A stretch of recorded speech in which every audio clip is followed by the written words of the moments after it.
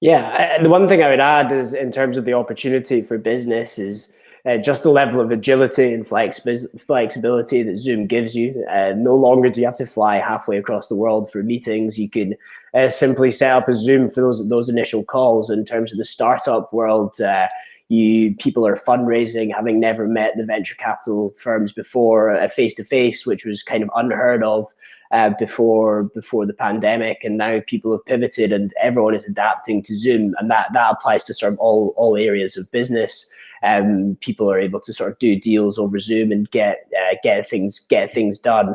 And while I think I agree with Angus that there's definitely no replacement for that face-to-face communication, there's definitely a level of agility that comes from Zoom. So I would just highlight this to kind of all of the audience as something to embrace. And while it can't replace face-to-face communication, I think that it's not something that should be sort of frowned upon. I think it should be seen as a massive plus, and I think it is. And I think this slide demonstrates that.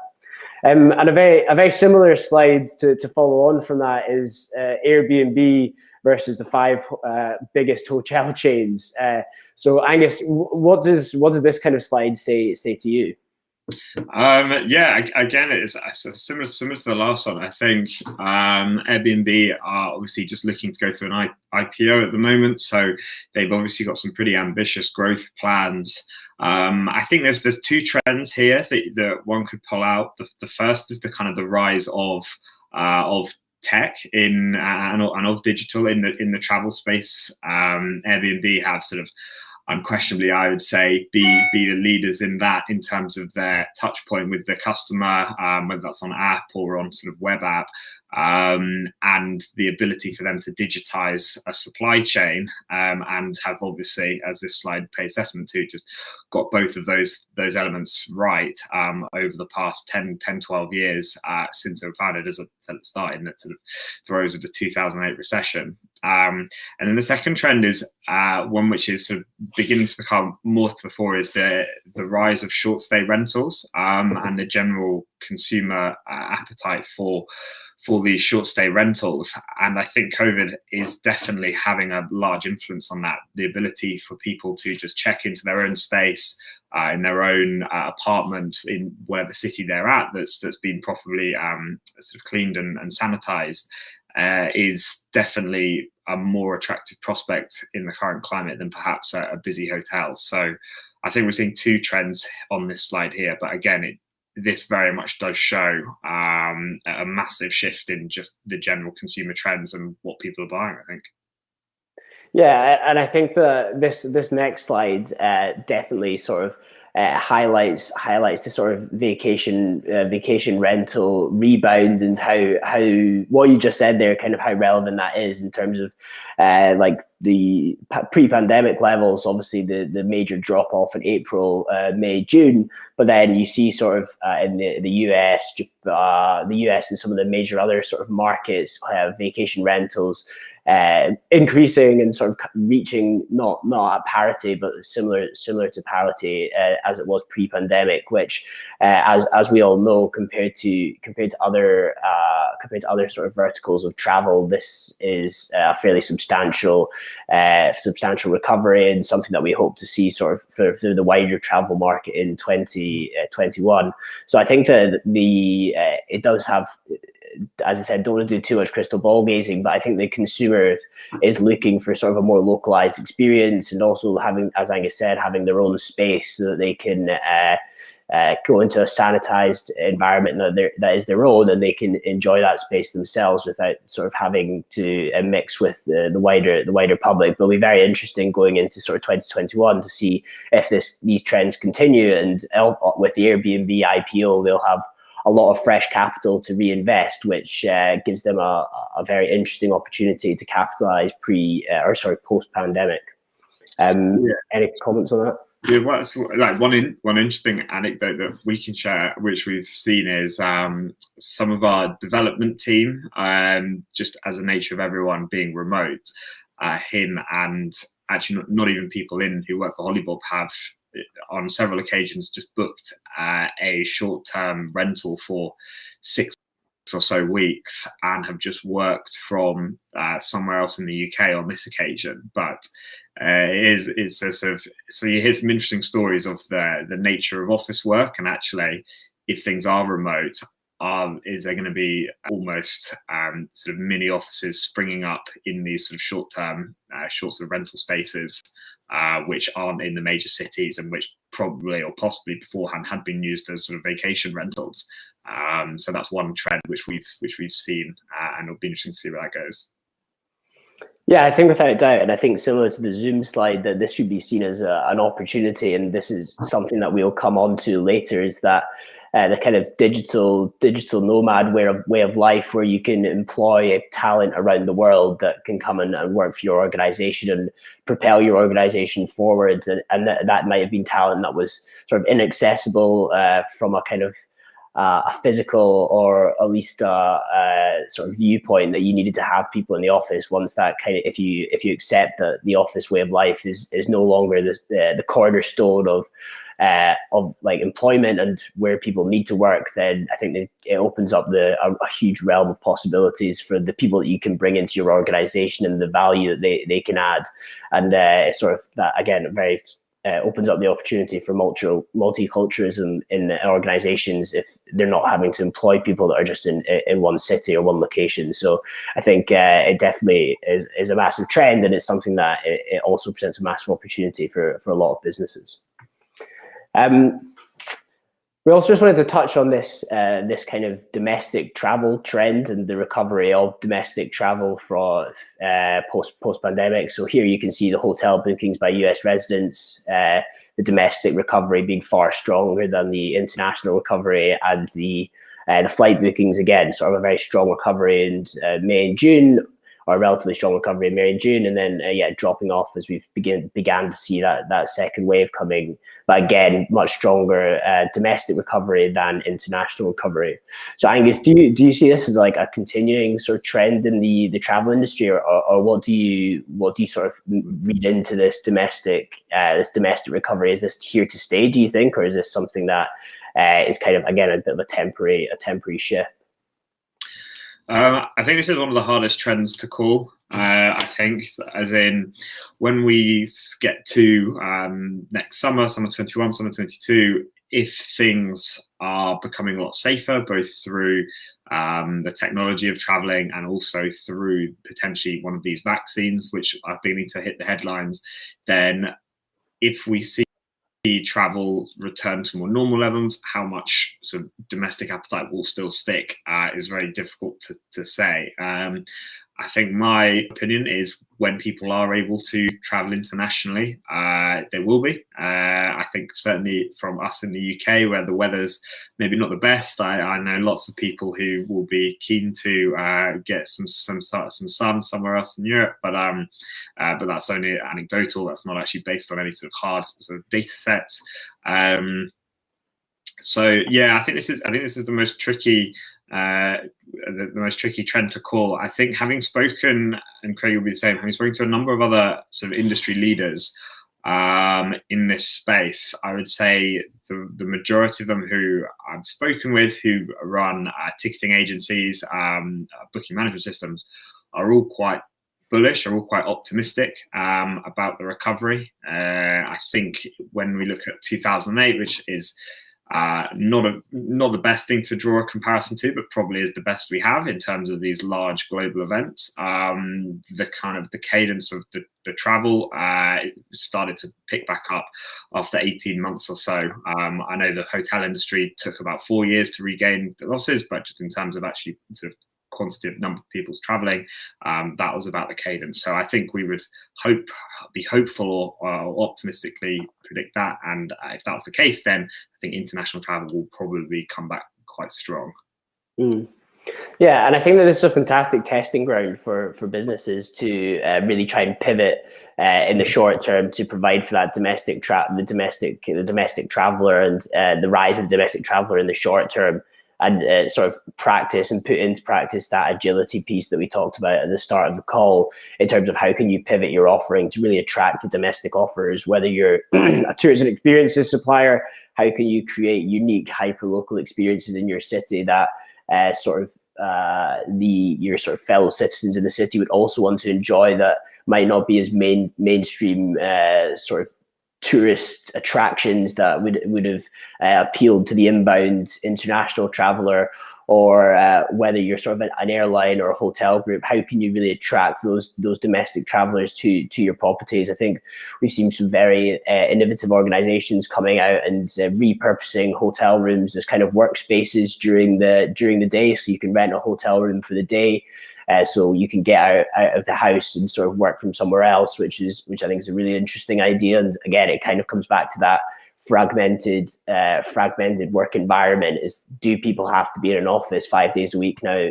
And if they don't, then where are they working from? Because there's very few people that have the ability to have sort of 2 or 3 bed homes where they can have multiple office spaces. So can we repurpose some of those hotel rooms or sort of other spaces that we used to use for work or for travel for sort of smart working, or a bit more of a fragmented working environment, which I think will be very, very interesting to see.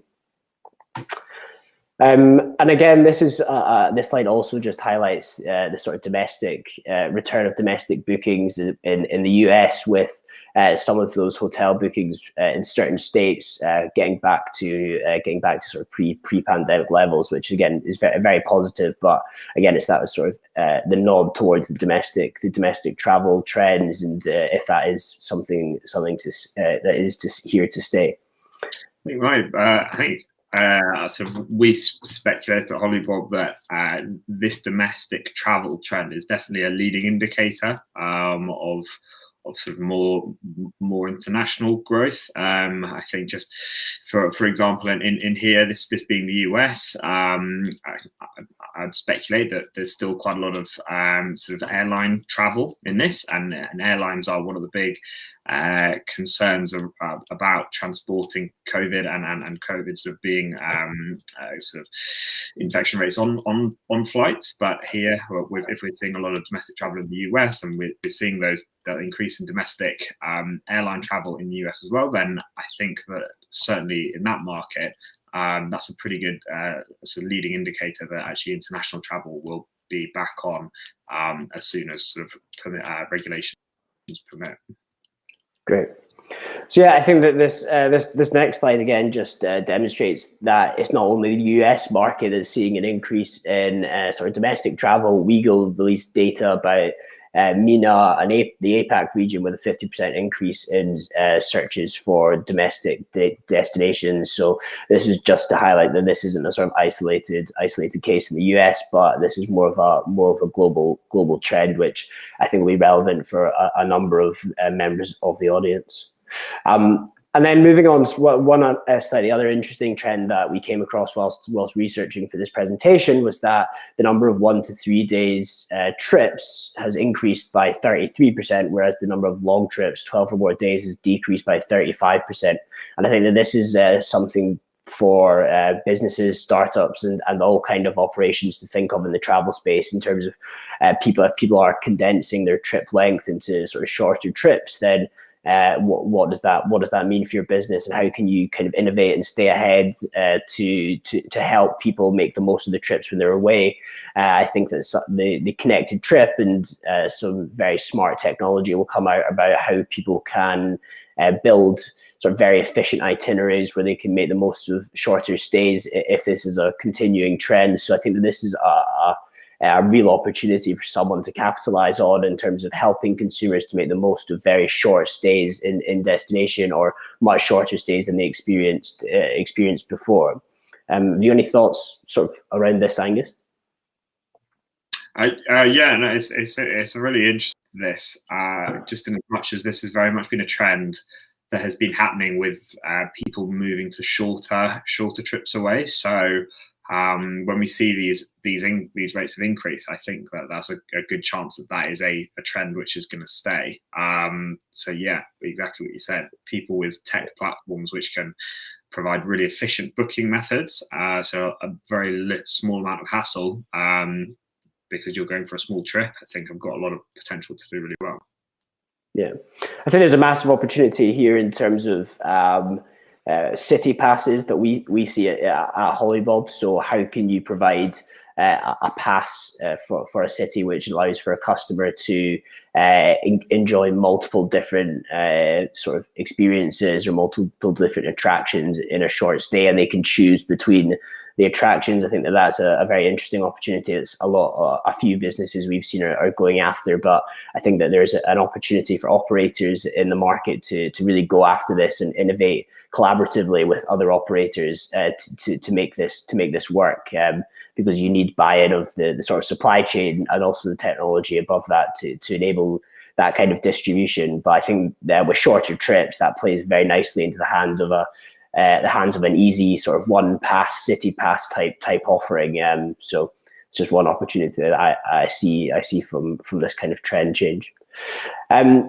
So I think that we've kind of looked at the wider market here, but I think that there's what we would like to do now is just share a bit of the stuff that we've done at Hollybob to sort of harness the power of the new normal, and what are the opportunities that we see in the market, and kind of how we've gone about trying to capitalize on those.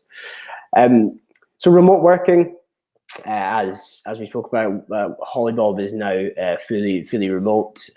As Angus highlighted, a number of our developers have been working from sort of short-term vacation rental properties in the UK for a couple of months to get out of the main cities, and working for sort of far more far further afield from where the regular office would have been.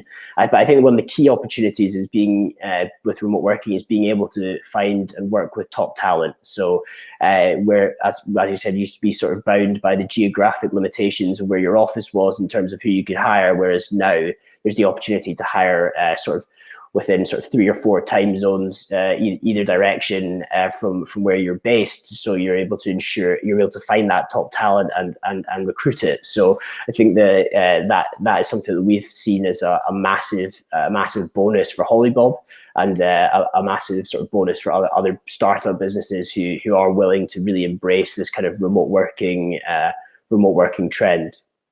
Angus, do you want to add anything onto that? No, I think we've had certainly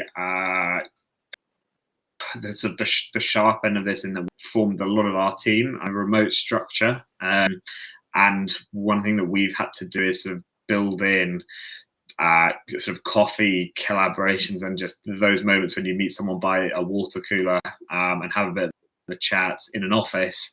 And we kind of artificially engineered a few of those, so twice a week just a less 20-minute catch up, just with a random assortment of the team in small groups, and it's been really effective. Actually, the team love them. It's a great time just to chat about something that's not work, and helps build camaraderie. But I think there's still probably a long way to go in the remote working to try and get it to somewhere close to sort of replacing the current in office. But otherwise, it's all moving in the right direction.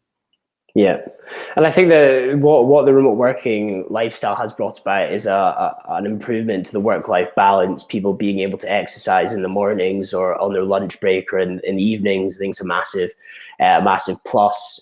People are able to sort of be more flexible with how they work, and I think that the onus very much comes on the employer to embrace that and enable and empower their employees to make the most of that sort of remote working framework. And I know it can feel somewhat uncomfortable for many employers when they do have people remote working and they don't have that sort of element of oversight in terms of their employees. But I think it's all about coming down to your culture and how you can really embrace the remote working culture to benefit your organization rather than being a hindrance.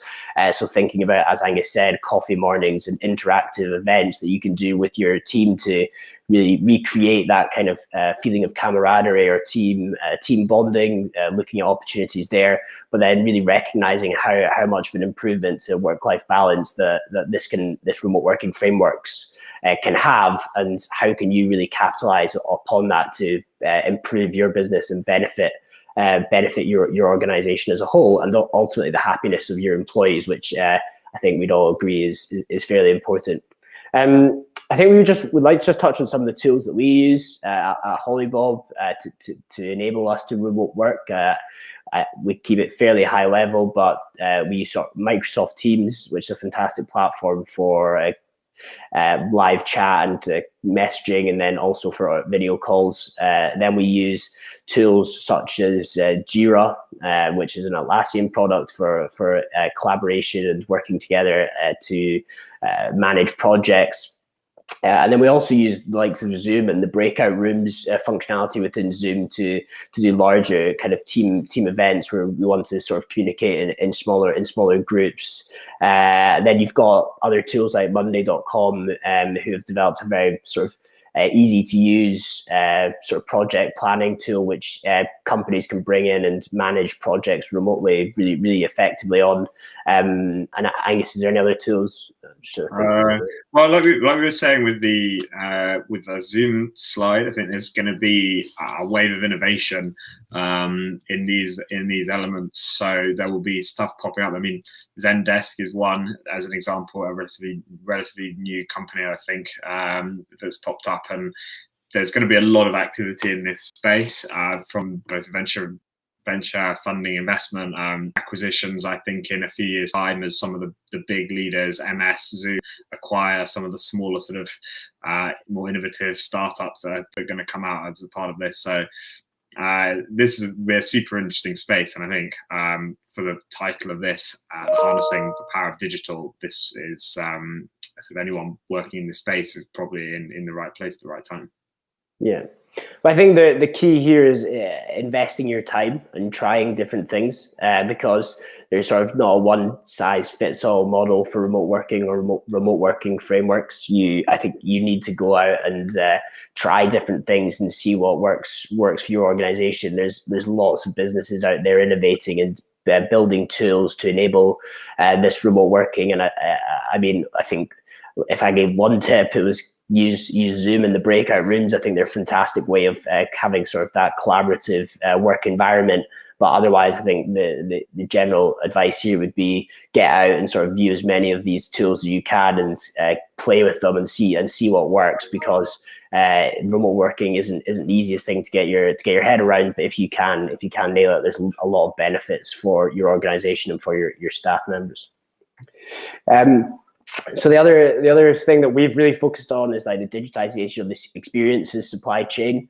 But I mean, this is a sort of wider opportunity of digitization in general. We see that consumers ultimately travel for experiences. I think very few people would stand after they got back from their holiday, sort of say, well, they might say the first class flight was incredible, or the Prince's suite or whatever it was, and the Marriott was incredible as well. But people sitting at the dinner table having a conversation are ultimately talking about the wine tasting that they enjoyed, or the cooking class, or the attractions that they saw. So trying to enable customers to find the experiences that they want to enjoy is extremely important. But in the experiences space, especially, which is so undigitized, how do you meet the digital expectations of the customer? And just to talk slightly around the digital expectations, it's people are looking for e-vouchers to buy products on their mobile phones. They're looking to book things last minute, sort of an hour and a half before their experience. They want to go on the experience. They want to make cancellations and amendments in real time, and it's enabling how do you as an organization enable as much of this as possible for the customer, and ensure that they do have that seamless journey when they're buying travel products from you. So we see this as a massive opportunity for organizations and a massive opportunity for Hollybomb, is to provide the functionality for our partners, which are sort of consumer-facing travel businesses, to actually facilitate that seamless customer journey. So but I think the one thing to add to that is that we can't do that without the support of the suppliers. And I think suppliers or operators of the experience have to be the trailblazers of digitization. They need to see the opportunity of that digitization presents to them and how they can improve the efficiency and effectiveness of their businesses by embracing digitization and harnessing the power of new digital platforms to improve their businesses and improve their offering for their customers. But Angus, what do you see as the key areas in terms of digitization? Maybe not just in experiences, but also in like the wider sort of travel verticals. Probably you can probably split that into two at present. The kind of the consumer facing touch point, and how people are going to interact with travel products, whether there's flights, hotels, tours and experiences. I think there's probably quite a lot of innovation which can occur to bring travel up to sort of an in line with some of the other industries that there are, sort of purchasing of sort of clothes and food and beverage, which is all relatively becoming more sophisticated. And it'd be great to see some of the touch points that consumers have with the travel products that have also innovate and also come up to a similar level of technology. So for one example, there's a startup in the States at the moment which is creating a marketplace for user-generated content. So when you or I are looking for a experience or a hotel, rather than looking at photos, which are sometimes professional, sometimes not, being able to view very sort of social media-esque content, I think is going to have be the sort of the next big thing, and it's going to be a really interesting way of people selling tours and experiences. So on that consumer side, I think there's a lot more innovation that hopefully will come around as a result of COVID and these things changing. And then on the supply side, I think there's a number of startups outside of Hollywood, so Impala and Duffel, who have been in the headlines quite a lot, and they're really trying to innovate the API offerings and the connectivity, both in the hotel and in the flight verticals. And it seems that they're making some waves and making some disruption and just helping to connect what is relatively fragmented and disparate industry as travel is, just because of the size of it. So I think, the future looks very positive, and I think we should see some innovation accelerate because of COVID, and those businesses which can get on the right side of that and really harness that potential are in a really good place. Yeah, I think one sort of takeaway or piece of advice that I would push would be really map the customer journey, map the different kinds of customer journey, whether that's doesn't matter what sort of travel product you're selling, but if a customer is coming directly to your website, what does that experience look like? That's sort of not just coming to your website. How do they find your website? Like, what's the experience of actually buying the product? What content are you delivering to them? And then once they've bought the product, what does the experience look like after that? What information are you providing to them? What sort of pre-travel information do they need so they can have a seamless customer journey? How are they redeeming the travel products? Thinking about sort of e-vouchers or QR codes to claim those products, and just look for the inefficiencies in your own business and figure out how can I sort of minimize that disruption or those inefficiencies for my customer. And equally, the same philosophy applies to someone that's coming to you through or buying your travel product through a distribution channel. What does that experience look like for them? Where are they seeing it? How is it marketed to them? What is the content that I'm putting in front of them? And map that customer journey all the way through to sort of make that as seamless as possible. And that doesn't need to be a huge exercise for sort of smaller operators. It can be quite light touch, but I think you can very quickly improve the efficiency within your business and really optimize your offering by sort of embracing this sort of mapping concept of the customer journey. I think the one thing that we would really highlight from Holybob, and this is a sort of USP of ours, is looking at new distribution channels for products, thinking about how people are going to buy products kind of coming out of this pandemic and this situation. So we think loyalty is a massive opportunity in terms of for domestic travel, people wanting to buy products sort of more through their established sort of purchasing channels. So that might be loyalty, where they can earn points through buying other products and then sort of spending those points on experiences or other travel products.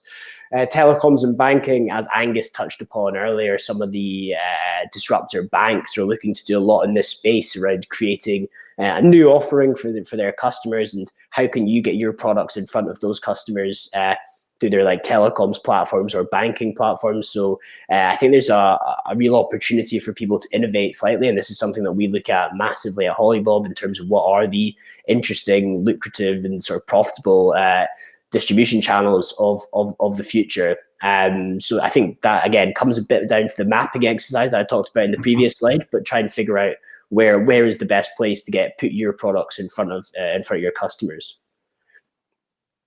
Angus, do you want to add anything? No, I think it's covered that one fairly well, comprehensively. Yeah.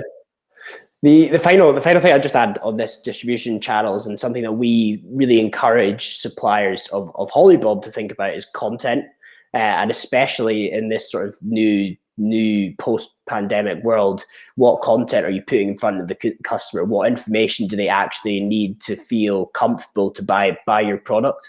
Especially when you're distributing through third-party channels, whether that is a sort of a booking.com or Expedia or someone like Hollybob, you've got to think that you don't have that sort of instant interaction with the customer like you would on the phone, and you can't pass that information over yourself. So really thinking about and distilling down the messaging that you want to get across as part of your kind of marketing of your products, I think is really a really important thing to think about, and trying to be as precise and concise as possible when building out that content. So I guess, is there a reason to be optimistic coming out at the end of this sort of pandemic? Yeah, I think what we're seeing here is a lot of sentiment that's surrounding COVID, which is as is to be expected. I think that so much of consumer confidence in and around traveling is equated to just the news and headlines and what's being publicized.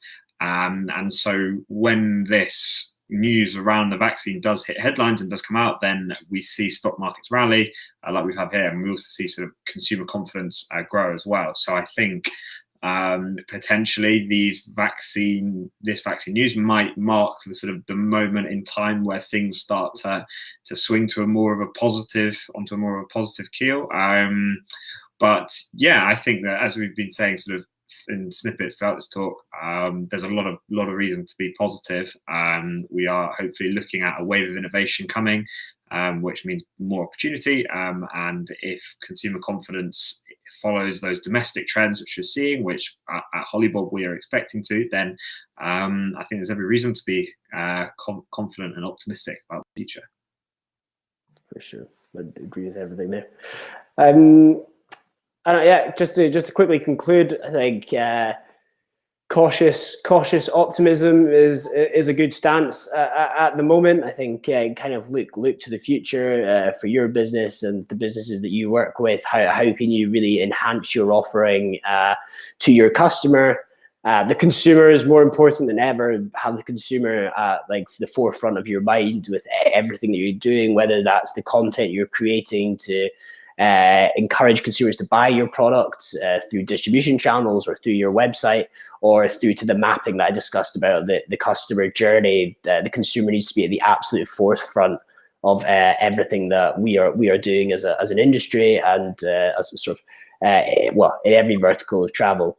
And the third point would be the digital world is a world of opportunity. Everyone must invest time and resource to make the most of it. So the digital, sort of harnessing the power of digital, won't just land on your lap and kind of present itself to you easily. It'll take time for you to understand how the digital world can best impact and improve your business, and how, whether that's sort of remote working frameworks or bringing in sort of, I don't know, seamless amendments and seamless digitally powered amendments and cancellations, or e-vouchers and QR codes. All of these things require investment of time and resource, but it leads to increased efficiency across the business and across your business. And if you can embrace that and take it into the post-pandemic world, I think you will see yourself in a far stronger position as a business, and hopefully the customers, you'll sort of reap the rewards of that as the customers see the improvement in your products and the offering that you're providing to them. So any final words, Angus? I think cautious optimism is the key, and then in terms of harnessing the digital, the power of digital.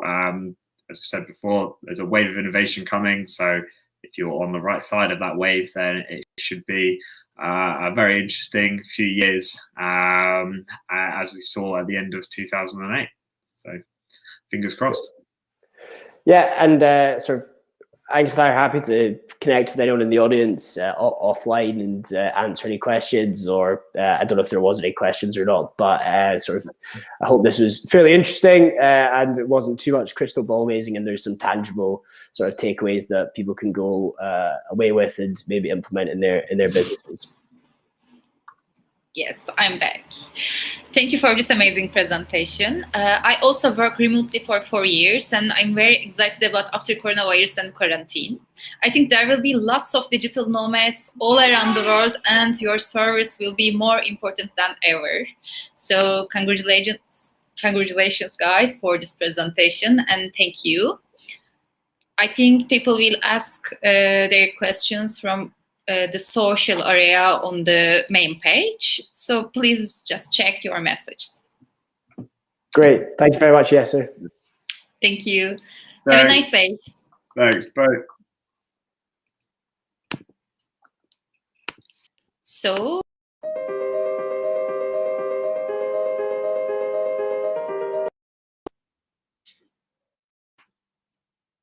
yes. So in this whole we have come to the end of the first day. Presentations continue on the other halls. There are 7 stages in total. Don't forget to follow the speakers and ask what you're curious about. See you at 10:30 tomorrow morning. Have a nice day.